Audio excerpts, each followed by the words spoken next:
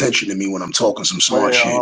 can I ask about that? Because I think there's a prevailing notion that this is just the Twitter timeline that you haven't moved on, but you've actually gotten masters and stuff like that. Like you've been working and doing all that. My nigga, I don't speak. I never really speak about background. You know what I mean? Like when I do things, I did a lot since I've been down. And I don't speak about it. I have credits on albums since I've been down. I've done a whole bunch of shit since I've been down. The thing is this, you can't speak on shit because when you're a person of my magnitude, a relationship with me is dangerous for weak people because weak people cannot stand in rooms by themselves. So I have a lot of friends that people don't know they're my friends because they can't say it out loud for themselves because it'll hurt them. You understand?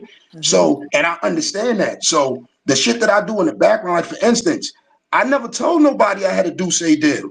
I went on Drink Champs and Nore tried to pull that shit out. And it was like, bro, I never said nothing about that shit. Like, that ain't it. Like, I'm not here for that. Like, I got a certain way that I market shit. A lot of the shit I fucking market, I'm behind it. I might own it. I got a percentage in it, and people think, yo, that nigga Tax just started promoting some rapper. No, I actually put the money behind that nigga from the start, and I act like he came from the ground. So yeah, half the motherfuckers you ever seen me promoting and shit like that, yes, I have paperwork with them. I'm locked in with them publishing. We about to put out PNB Rock new album right now. You dig what I'm saying? I'm doing this from jail, putting plays together. Just got them 2 major features. You understand?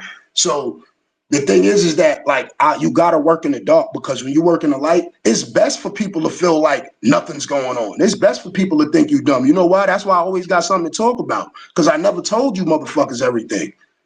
This is why I sit here when you got weirdo dudes like Rosenberg and them. I really don't like them dudes because they'll perpetuate, honesty and and not being in the street. But then they be doing street shit in the dark, bro. And I don't think people understand how dangerous that shit is in hip hop. Like Flex really told the nigga, I will drop a bomb on your record if you get Charlemagne beat up. The nigga went and snuffed Charlemagne, right? But that nigga could have snuffed him and died. You understand what I'm saying? Mm-hmm. People don't think about shit like that. Like, what if that nigga security was there and shot the shit out that nigga?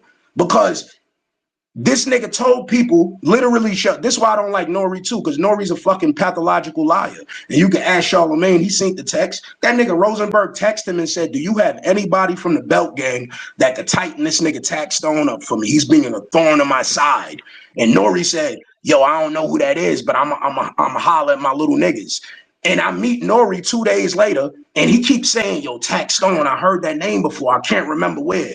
Then the nigga goes in the phone and shows me the text from Peter Rosenberg. Me and Charlemagne read the shit right there. I never said a word about that shit on the internet because when I seen the nigga, I was going to grab his balls. You didn't think that made Nore look weird, though?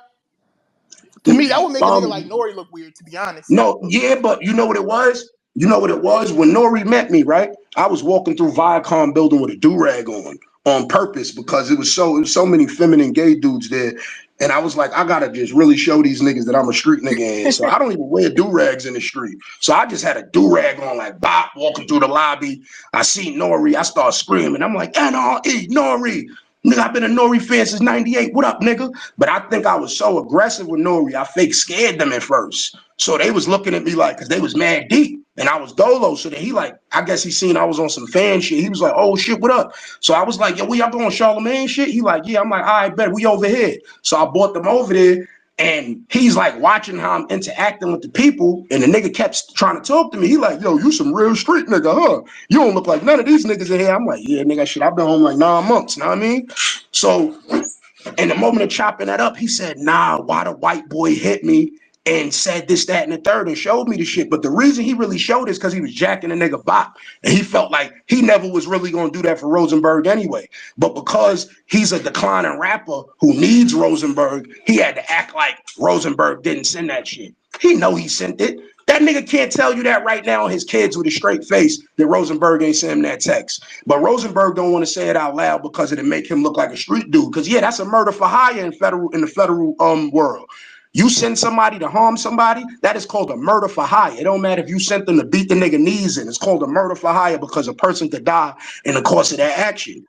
And it's the highest charge in the Fed. So I'm like, nigga, you white boy playing, talking all this Tekashi 6ix9ine shit and all these rats and this, that, and that. But you sitting here telling people to harm people. I'm not no regular dude. You would have sent them fucking Puerto Rican niggas on me, man. Them niggas would have, come on, my nigga.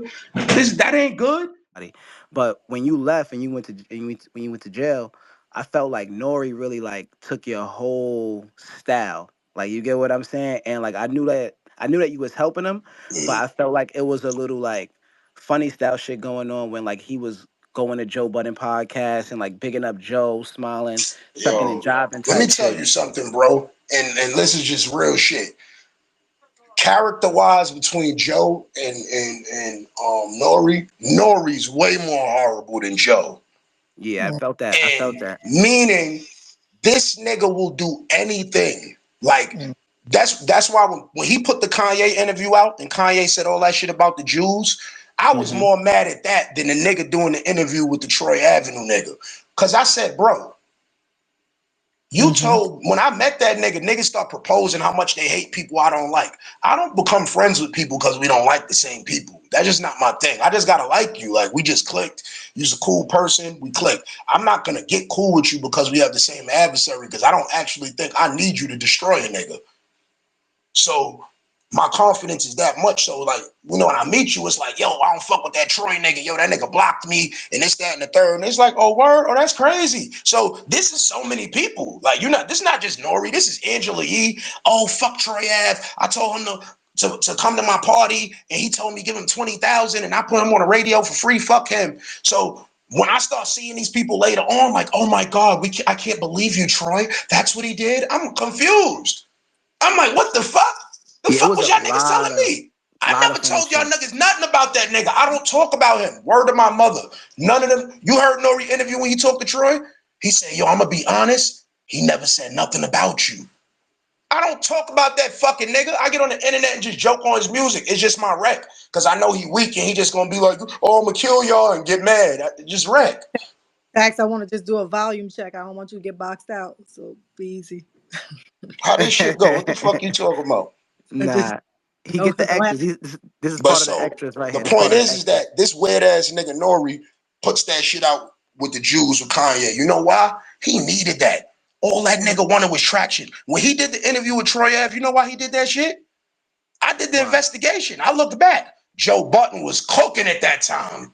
Yeah. He was cooking. The nigga But ain't have nothing going.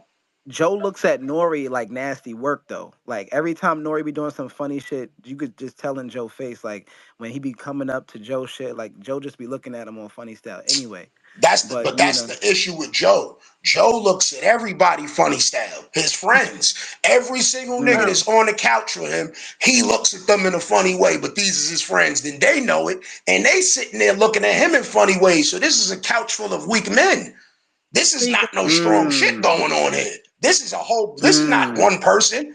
Flip. See, I'm watching from afar, knowing that Flip is the only nigga up there with his own brain. But I'm also up there knowing that Flip done compromised his own morals to keep sitting there.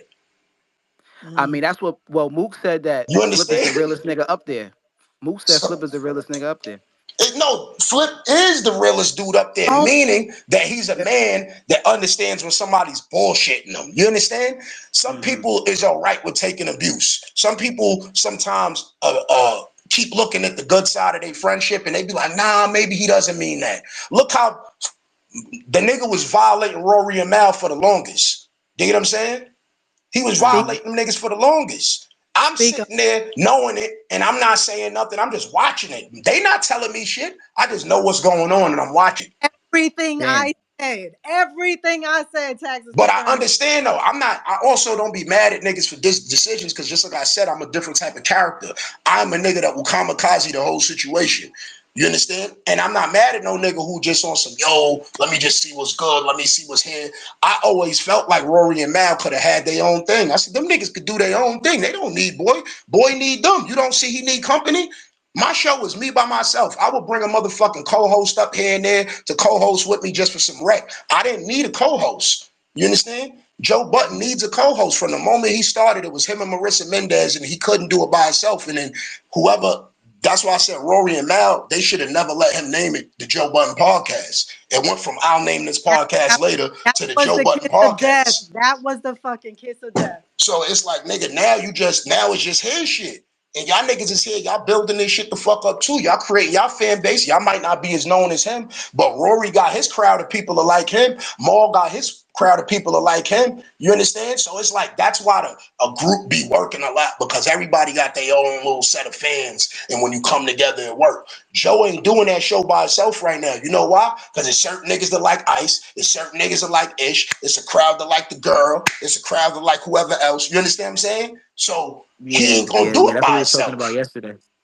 We was talking about that yesterday about Melissa Ford. Like, if she needed, and I was telling Rocky, like, she can't be taken away because people will miss her. It's so crazy at this See, point. this is one thing I learned about podcasts. Even when people like think people is annoying and shit, if you keep listening to somebody, when they gone, you gonna miss them. Yeah, that's a Cause fact. I was sick of Angela Yee for years, but when Angela Yee left the Breakfast Club, I fake missed her. No fake miss. I did. And I ain't gonna lie. For years, I was like, if this bitch don't get the fuck off this shit and shut the fuck up, talking all this relationship advice, can't get a man ass bitch. If she don't shut the fuck up, you understand? Like, bitch, if you don't shut the fuck up that broke pussy, like, bitch, how's you giving all this pussy advice? Come on, beloved. Let's be honest. That's like the W. victims. You got a whole bunch of these weird, these people are crazy out here, and they try to make me seem like I'm crazy. There's nothing That's a wrong fact. with me. There's something wrong with a lot of y'all niggas, though. I know That's a who the fact. fuck I am. These niggas, look at these psycho. I had a nigga, look at the Math Hoffa nigga beat up all these people, and then the niggas running around calling me a bully. I still don't know who I bullied. Who the fuck did I beat up? I ain't beat nobody up. All I did was speak to men and see when I see them, yo, what's up? You want to fight? Niggas like, nah, well, me either. I ain't want to fight either. I had a decent outfit on. I'm good.